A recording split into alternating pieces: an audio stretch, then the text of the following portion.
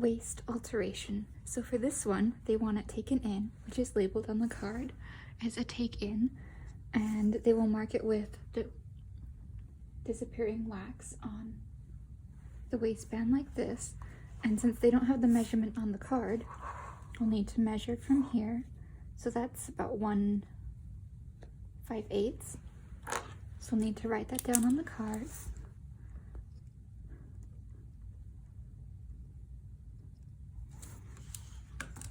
And from there, we will need to unpick the seam and open it up.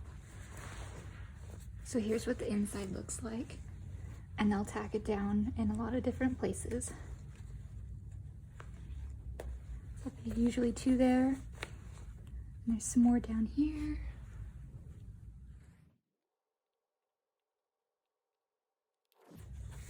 And now, since we have that part undone, we'll also need to unpick some of this part as well. So tack it down over here as well. And don't worry about coming back through here and trying to fix this stitching we're undoing, because we will not be, it's not necessary.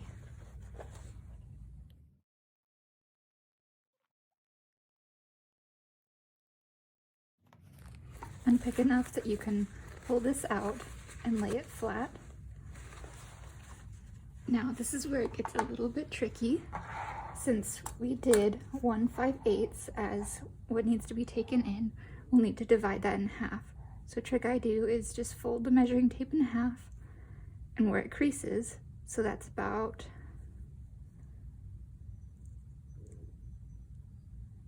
3/4 is where we'll mark it on the seam. Since when they marked it, it was laid out flat, but now we're working with 2 layers of fabric. Next, I will need chalk. I'll take this ruler and lay it down to this side of the seam. So whenever you can, lay the seam allowance to the right. That way, when you put it through the machine, the seam allowance is to the right, and so the bulk of the fabric will not be in your way. If you were to be taking this in, you'd be marking on the opposite side of this, or taking it out, excuse me, if you were taking this out. So that's marked at 3/4, and that's for taking in.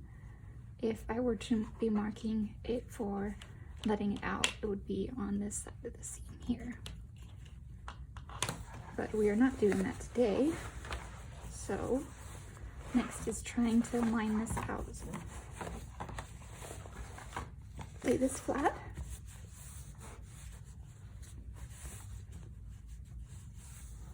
And we're not trying to keep it 3/4 all the way down.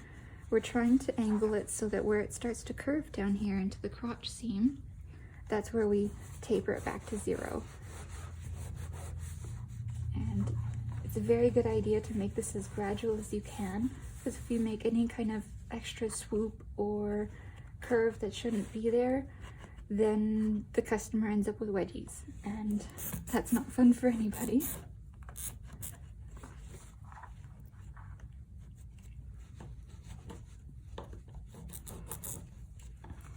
So just work with it the best you can.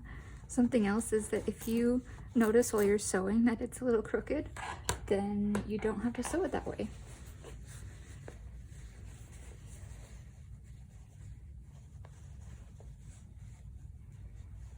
Looks pretty good to me. And from here, we'll take it to the sewing machine. All right, from here, we're at the sewing machine. The stitch length on the machine is set at 3 or 2.8. That way, it won't be such a beast to unpick with the natural setting that it's on when you turn it on. So the most important thing about sewing lace is making sure that you line everything up. So start up here, and sometimes it likes to mess with itself and not lay flat. So if you want to, you can pin it, but I will not be. So place it under the machine, and you'll be sewing right on that chalk line that you drew.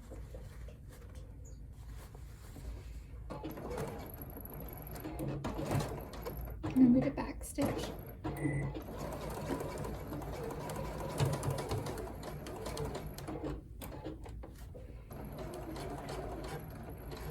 And I lifted the foot a little bit there to make sure that fabric wasn't getting caught.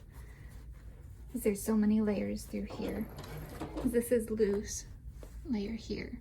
So I'm just trying to make sure that none of those layers flip up and get caught that way.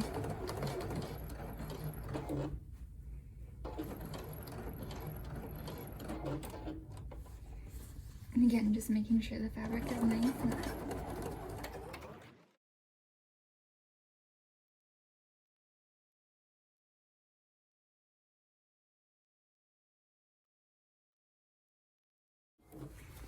and at the very end, we're going to be running over the previous stitching from the factory, which is along here, with our new stitching and back stitching. The stitching from the factory is called a running stitch. And so we want to make sure that we catch it. Otherwise, when we go to unpick it, it'll just undo the whole seam, and that will be a lot of fun to fix. So from here, we're going to check the outside and make sure that we lined it up. So we can still kind of see the chalk marks, which we haven't erased yet. And what we're looking for is making sure that this bottom edge of the waist lines up with itself. And from here, it looks pretty darn good. Next, we will be sewing over this line we made a second time, just to reinforce it. And sometimes, as it's done over here, it's skipped a stitch. And we can kind of see it on the outside where it looks a little funky. Might be kind of hard to see. This helps reinforce the seam. That way, every time we do an alteration, it's going to change the original stitching and make it less strong. Nothing with how we're sewing it, it's just the way things are. So I'm sewing directly on that same line.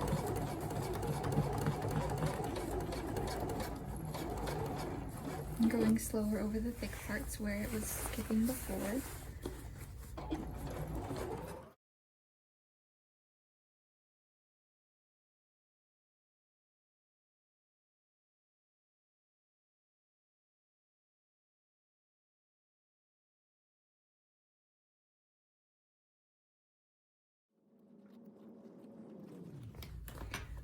Next, we'll be unpicking the original stitching. It will be this one here. Another fun trick is that if you're working on a suit that's been altered before, sometimes you'll be able to see the original chalk marks and then be able to reverse engineer of what they did beforehand.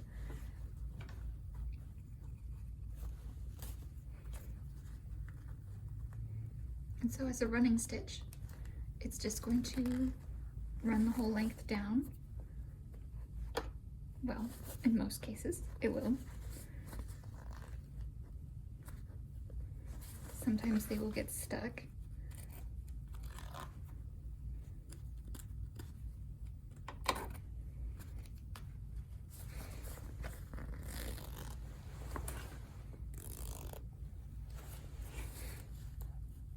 And there it stopped at the end of my new stitching, which we overlapped earlier.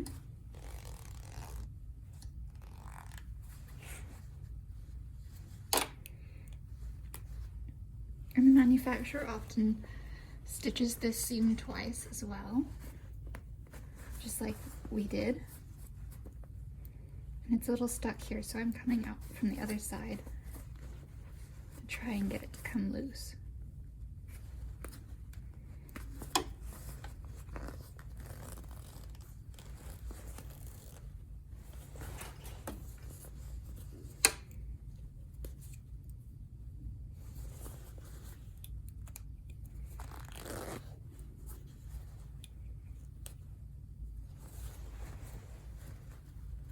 And it's still a little messy, so I'm going to clean up some of those threads.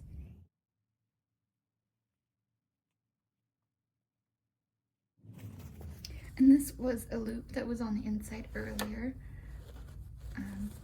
It's been caught in the seam here, but it's so small, it would take more time to take it out and make it look pretty than to leave it as it is. So for now, I'm just going to leave it. In most cases, we'd throw these away. It's just more economical to do it that way.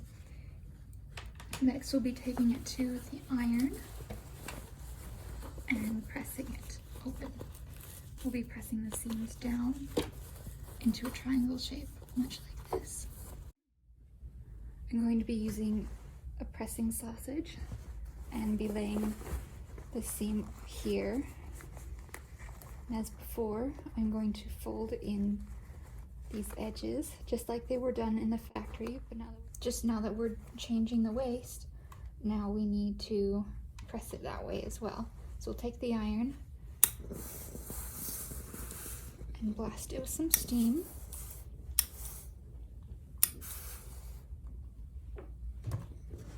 It looks pretty good. Now we'll go and arrange it down further down the sausage. And it's coming off the edge, so we'll fix that.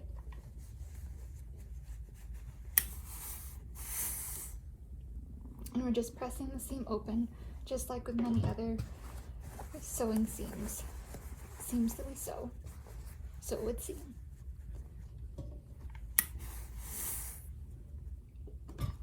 Next, we're going to fold the waistband as it was originally and take a look at it from the outside. So that looks pretty good. We'll hit it with some more iron just to make sure.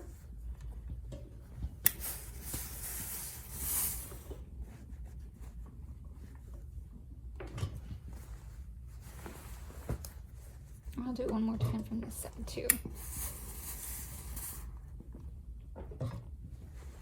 Now it's ready to go back to the machine for one more step. For this last step, we are going to be doing a stitch in the ditch, which is just stitching down this crease at the center back.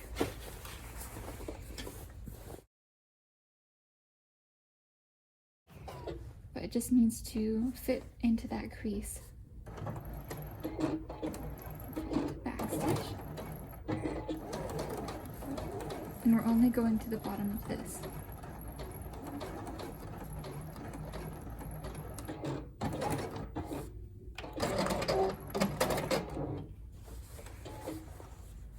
Trim those threads.